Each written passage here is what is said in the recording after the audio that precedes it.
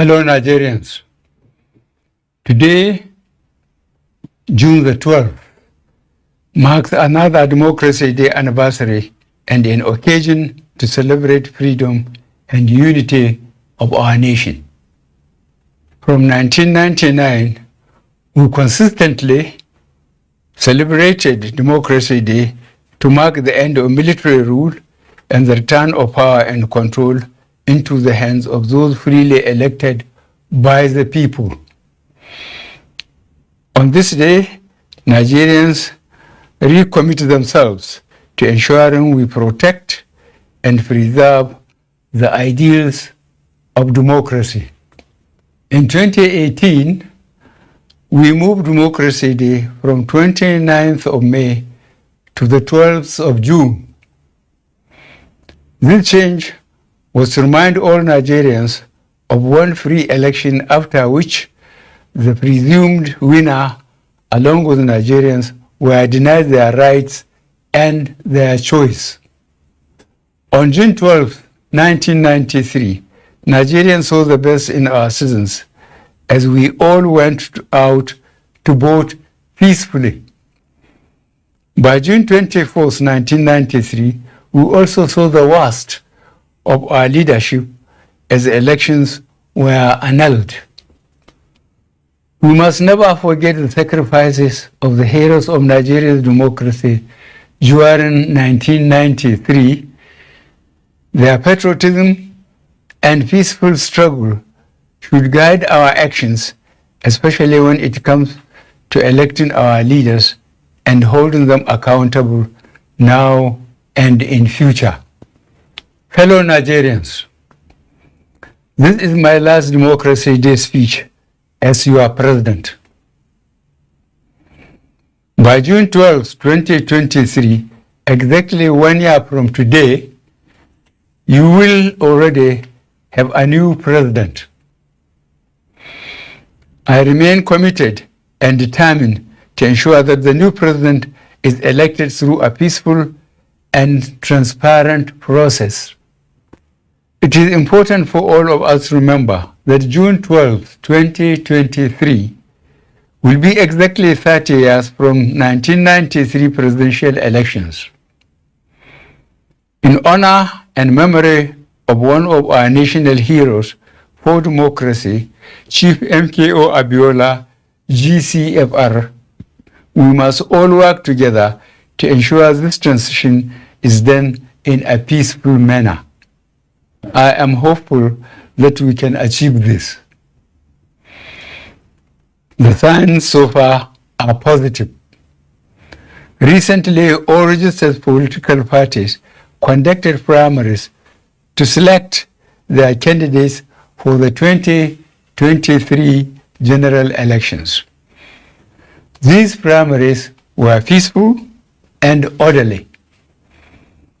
Those who won were magnanimous in their victories. Those who lost were gracious in defeat.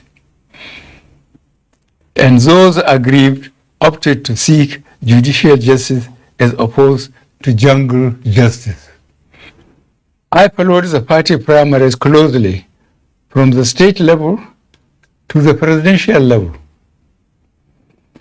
I was very impressed to see across all the political parties that most candidates ran issue-based campaigns.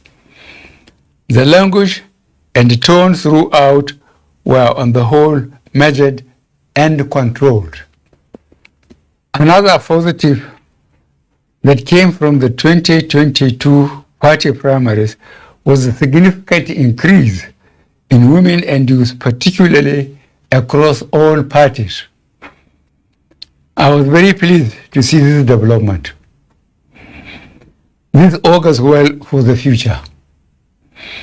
These trends clearly show the level of maturity our democracy has achieved in the last 23 years. As we move into the general election campaign season, we must sustain this mature attitude to campaigning and ultimately voting. We must never see it as a do or die affair. We must all remember democracy is about the will of the majority. There must be winners and losers. I will therefore take this opportunity on this very special day to ask all candidates to continue running issue-focused campaigns and to treat opponents with dignity. As leaders, you must all showcase high character and never forget that the world is watching us and Africa looks up to Nigeria to provide example in governance. The tone you set at the top will surely be replicated in your followers. For the voters, I am pleased to inform you that in the last 7 years, our government across all tiers has made significant investments to reform and enhance our electoral laws, systems, and processes to safeguard your votes. The executive, legislature, and judiciary were and still remain united and committed to ensure those reforms are fully implemented in the 2023 general elections. Fellow Nigerians, your right to choose your government will be preserved and protected. I know many of us are concerned with the rise in insecurity due to terrorist activities in parts of the country. As a government, we are working hard to contain and address these challenges and ensure that the 2023 general elections are safe and secure for all Nigerians. To achieve this, however, we must all contribute. It is not the job of government alone. I ask all citizens to support and cooperate with our security agencies by reporting any suspicious characters and activities to law enforcement agencies. We can only have a safe country if we are able to prevent crime, not after the crime has been committed. On this special day, I want us all to put all victims of terrorist activities in our thoughts and prayers. I am living daily with the grief and worry for all those victims and prisoners of terrorism and kidnapping. I and the security agencies are doing all we can to free those unfortunate countrymen and countrywomen safely. For those who have lost their lives, we will continue to seek justice for their families against the perpetrators. For those currently in captivity, we will not stop until they are freed and their kidnappers are brought to justice. If we all unite, we will be victorious against these agents of terror and destruction. We have reformed some of our security structures. Some of the defense assets we procured 3 years ago have arrived and have been deployed.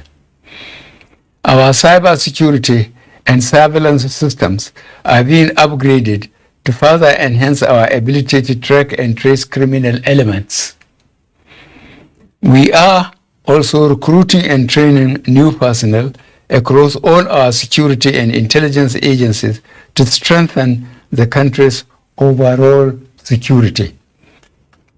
I will conclude this Democracy Day speech, my last as president, by assuring you of my commitment to protect Nigeria and the Nigerians from all enemies from within and outside. I am also promising you a free, fair, and transparent electoral process. And I am pleading with all citizens to come together and work with government to build a peaceful and prosperous nation. God bless the Federal Republic of Nigeria.